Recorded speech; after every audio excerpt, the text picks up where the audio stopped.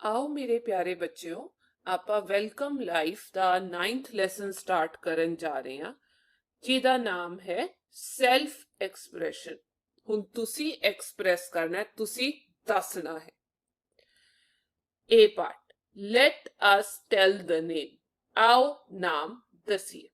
ਸਭ ਤੋਂ ਪਹਿਲਾਂ ਇੱਥੇ ਇੱਕ ਕੁੜੀ ਖੜੇ ਹੋ ਕੇ ਸਾਰਿਆਂ ਸਾਹਮਣੇ ਬੋਲ ਰਹੀ ਹੈ ਤੇ ਮੈਨੂੰ ਲੱਗਦਾ ਹੈ ਇਹ ਪੜ੍ਹਾਈ ਕਰ ਰਹੀ ਹੈ। ਵਧੀਆ ਗੱਲ ਹੈ, ਸਪੀਕਿੰਗ ਕਰ ਰਹੀ ਹੈ ਤੇ ਇੱਥੇ ਲਿਖ ਦਿੰਦੇ ਆ ਸਪੀਕਿੰਗ।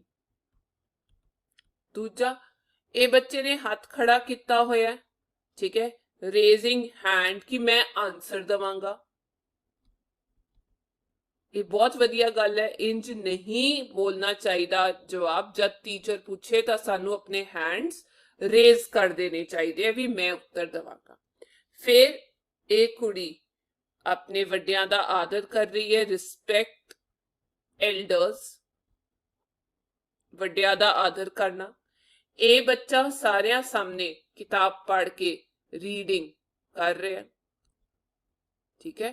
ਤੇ ਆਖਰ ਚ ਸਾਨੂੰ ਦਿਖਾਈ ਦੇ ਰਿਹਾ ਹੈ ਵੀ ਇੱਥੇ ਇਹ ਬੱਚਾ 1 2 3 4 ਲਰਨਿੰਗ ਕਰ ਰਿਹਾ, maths the learning, but learning ਹੋ ਰਹੀ ਹੈ, ਠੀਕ ਹੈ ਬੱਚਿਓ। ਅੱਗੇ ਵਧਦੇ ਹਾਂ। ਮੌਖਿਕ ਪ੍ਰਸ਼ਨ, verbal questions। पहला प्रश्न, what should be done while entering the classroom? Classroom विच दाखल होने वेले की करना चाहिदा है? Answer, the teacher's permission should be taken। अध्यापक दी आज्ञा लेनी चाहिदी है। we should enter and sit quietly।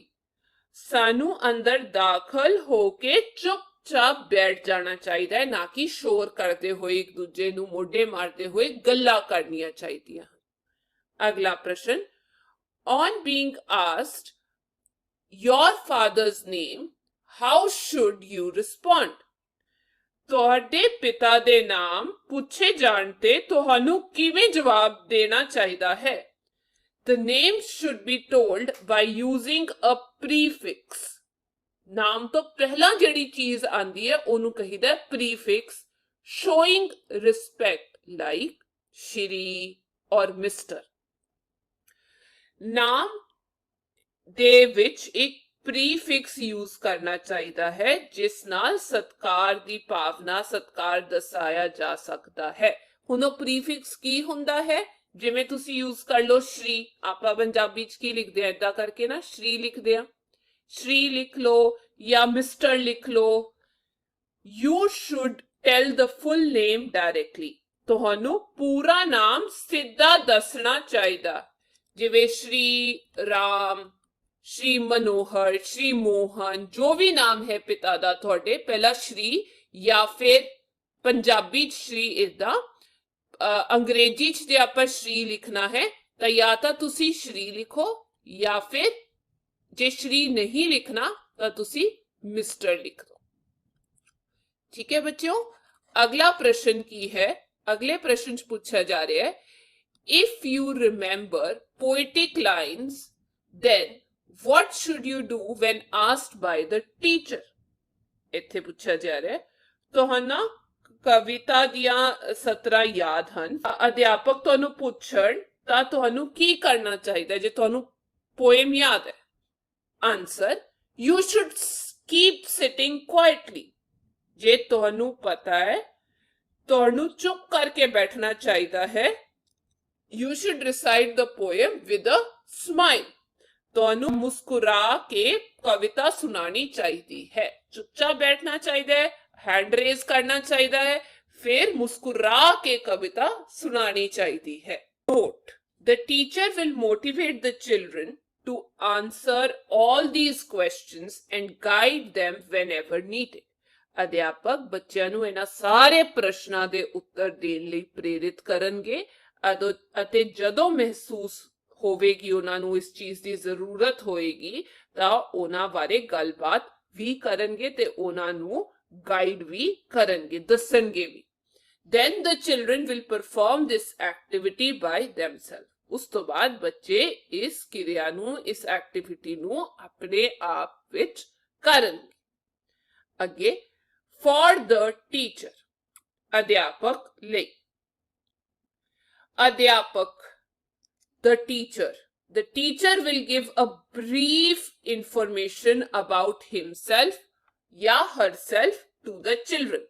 ਅਧਿਆਪਕ ਆਪਣੇ ਆਪ ਬਾਰੇ ਥੋੜਾ ਜਿਹਾ ਸੰਖੇਪ ਵਿੱਚ ਬੱਚਿਆਂ ਨੂੰ ਦੱਸਣਗੇ। ਬਰੀਫ ਜਾਨੀ ਕਿ ਬੱਚਿਓ ਸੰਖੇਪ ਵਿੱਚ ਦੱਸਣਗੇ। encourage the students to stand up and tell their names। ਇਸ ਤੋਂ ਬਾਅਦ ਜਾਣਕਾਰੀ ਦੇਣ ਤੋਂ ਬਾਅਦ ਬੱਚਿਆਂ ਨੂੰ ਖੜੇ ਹੋ ਕੇ ਉਹਨਾਂ ਦੇ ਨਾਮ ਦੱਸਣ ਲਈ ਪ੍ਰੇਰਿਤ ਕਰਨਗੇ ਜਾਂ ਉਤਸ਼ਾਹਿਤ ਕਰਨਗੇ। The teacher will recite verses about the children according to the situation in which the children are sitting in the classroom before the class is over। ਅਧਿਆਪਕ ਉਸ ਸਥਿਤੀ ਦੇ ਅਨੁਸਾਰ ਬੱਚਿਆਂ ਬਾਰੇ ਕਵਿਤਾ ਸੁਣਾਣਗੇ ਜਿਸ ਵਿੱਚ ਬੱਚੇ ਕਲਾਸ ਖਤਮ ਹੋਣ ਤੋਂ ਪਹਿਲਾਂ ਕਲਾਸ ਵਿੱਚ ਬੈਠੇ ਹੁੰਦੇ ਹਨ। This activity can be longer or shorter depending on the strength of the class। ਇਹ ਗਤੀਵਿਧੀ ਕਲਾਸ ਦੀ strength, ਕਲਾਸ ਦੇ ਵਿੱਚ ਬੈਠੇ ਬੱਚਿਆਂ ਦੇ ਨੰਬਰ ਦੇ ਅਕੋਰਡਿੰਗ ਵੱਡੀ ਜਾਂ ਛੋਟੀ ਹੋ ਸਕਦੀ ਹੈ। ਹੋ ਸਕਦਾ ਹੈ ਸਿਰਫ 2 ਬੱਚੇ ਹੋਣ, ਹੋ ਸਕਦਾ ਹੈ 4 ਹੋਣ, ਉਸ ਹਿਸਾਬ ਨਾਲ ਗਤੀਵਿਧੀ ਹੋ ਸਕਦੀ ਹੈ। Pooja and Balbir are on the left. Pooja ਅਤੇ ਬਲਬੀਰ ਖੱਬੇ ਪਾਸੇ ਹਨ। Anjali and Kulvir are on the right. Anjali ਅਤੇ ਕੁਲਵੀਰ ਸੱਜੇ ਪਾਸੇ ਹਨ, ਰਾਈਟ ਸਾਈਡ ਬੈਠੇ ਨੇ। ਠੀਕ ਹੈ ਬੱਚਿਓ, ਕਲਾਸਰੂਮ 'ਚ ਜੇ ਆਪਾਂ ਖੱਬਾ ਜਾਂ ਸੱਜਾ ਕਰੀਏ ਤੇ ਜਿਹੜਾ ਖੱਬਾ ਹੁੰਦਾ ਹੋ ਗਿਆ ਲੈਫਟ ਤੇ ਸੱਜਾ ਹੋ ਗਿਆ right. Sukhman is in front. Sukhman ਸਾਹਮਣੇ ਬੈਠੇ ਹੈ ਐਂਡ ਦੀਪ ਇਜ਼ ਬਿਹਾਈਂਡ ਅਤੇ ਦੀਪ ਪਿੱਛੇ ਬੈਠੇ। ਸੁਖਮਨ ਇੱਥੇ, ਦੀਪ ਇੱਥੇ। ਪੂਜਾ ਬਲਬੀਰ ਲੈਫਟ ਤੇ, ਇਹ ਹੋ ਗਿਆ ਲੈਫਟ ਤੇ ਆ ਹੋ ਗਿਆ ਰਾਈਟ। ਠੀਕ ਹੈ ਬੱਚਿਓ, ਜਿੱਥੇ ਅੰਜਲੀ ਤੇ ਕੁਲਵੀਰ ਬੈਠੇ ਨੇ। Neha and Hardeep are sitting along. Neha ਅਤੇ ਹਰਦੀਪ ਨਾਲ ਬੈਠੇ ਹਨ। Ravi and Sahil are best friends. Ravi ਅਤੇ ਸਾਹਿਲ ਸਭ ਤੋਂ ਚੰਗੇ ਦੋਸਤ ਹਨ। They are the flower garden of our home। ਉਹ ਸਾਡੇ ਘਰ ਦਾ ਫੁੱਲ ਬਾਗ ਨੇ ਕਿਉਂਕਿ ਉਹ ਹਮੇਸ਼ਾ ਕਹਿ ਸਕਦੇ ਹੋ ਖਿੜਦੇ ਰਹਿੰਦੇ ਨੇ, ਖੁਸ਼ ਰਹਿੰਦੇ ਨੇ ਤੇ ਉਹ ਚਹਿਕਦੇ ਰਹਿੰਦੇ ਨੇ। ਠੀਕ ਹੈ ਬੱਚਿਓ, ਫੇਰ ਦੱਸ ਦਿੰਦੀ ਆ। Pooja and Balbir are on the left. Anjali and Kulvir are on the right. Sukhman is in front and Deep is behind। Neha and Hardeep are sitting along. Ravi and Sahil are best friends। They are the flower garden of our home। Let us add verses to our name। आओ आपा अपने नाम विच verses शामिल करिए। The teacher has 5 verses। Teacher ਕੋਲ 5 ਅਲੱਗ-ਅਲੱਗ type ਦੇ ਕੰਮ ਨੇ। ਠੀਕ ਹੈ ਬੱਚਿਓ, ਹੁਣ ਟੀਚਰ ਨੇ ਕੀ ਕਰਨਾ ਹੈ, ਤੁਹਾਡੇ ਨਾਮ ਨਾਲ ਉਹ ਵਰਸਿਸ ਜੋੜਨੇ ਨੇ। ਵਰਸਿਸ ਹੋ ਸਕਦੀ ਹੈ ਬੇਟਾ ਇੱਕ ਤਰੀਕੇ ਦੀ ਪੋਇਟਰੀ, ਕਵਿਤਾ, ਜਿਵੇਂ ਇੱਕ ਰਾਈਮ ਹੁੰਦੀ ਹੈ ਨਾ, ਉਹ ਚੀਜ਼। ਠੀਕ ਹੈ, ਚਲੋ। The teacher has 5 verses in her handwritten on cardboards on which the children's name and their hobbies are written in the form of poetries। ਹੁਣ ਕੀ ਹੈ, ਅਧਿਆਪਕ ਦੇ ਹੱਥ ਵਿੱਚ 5 ਕਵੀ ਸੰਗ੍ਰਹਿ ਹਨ ਜਿਨ੍ਹਾਂ ਤੇ ਬੱਚਿਆਂ ਦੇ ਨਾਂ ਅਤੇ ਉਹਨਾਂ ਦੀ ਹੌਬੀਜ਼, ਸ਼ੌਕ ਕਵਿਤਾ ਦੇ ਰੂਪ ਵਿੱਚ ਲਿਖੇ ਗਏ ਹਨ। The poetic lines will be recited together by the teacher and the children।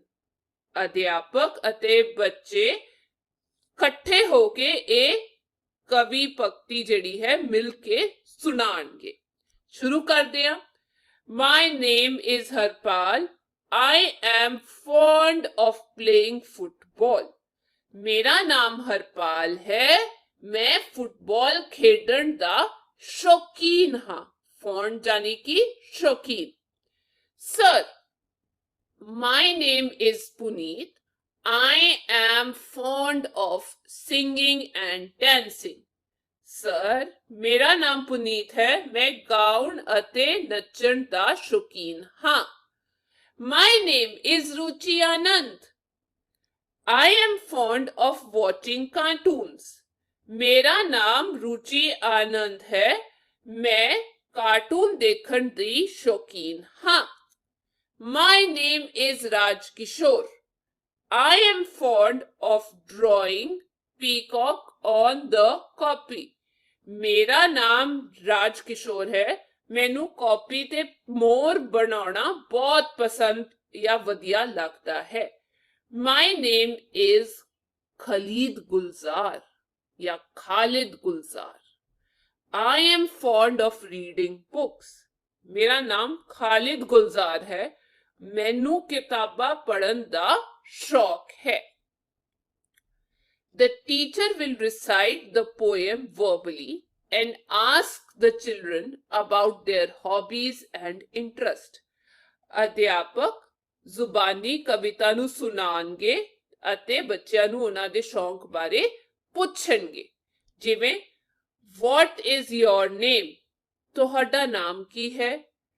What are your hobbies? ਤੁਹਾਡੇ ਸ਼ੌਕ ਕੀ ਹਨ?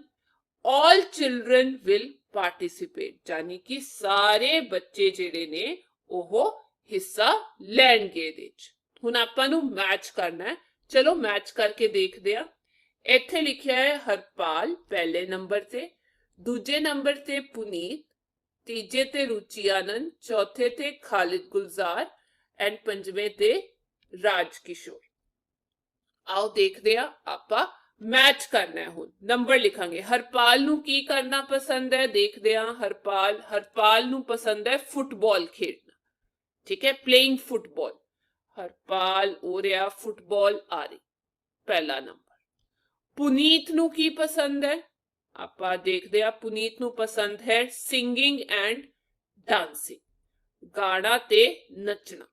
ਆ ਰਿਹਾ ਜੀ 2 ਨੰਬਰ, ਨੱਚ ਰਹੇ ਨੇ ਪੁਨੀਤ ਜੀ। ਰੁਚੀ ਆਨੰਦ ਨੂੰ ਕੀ ਪਸੰਦ ਹੈ?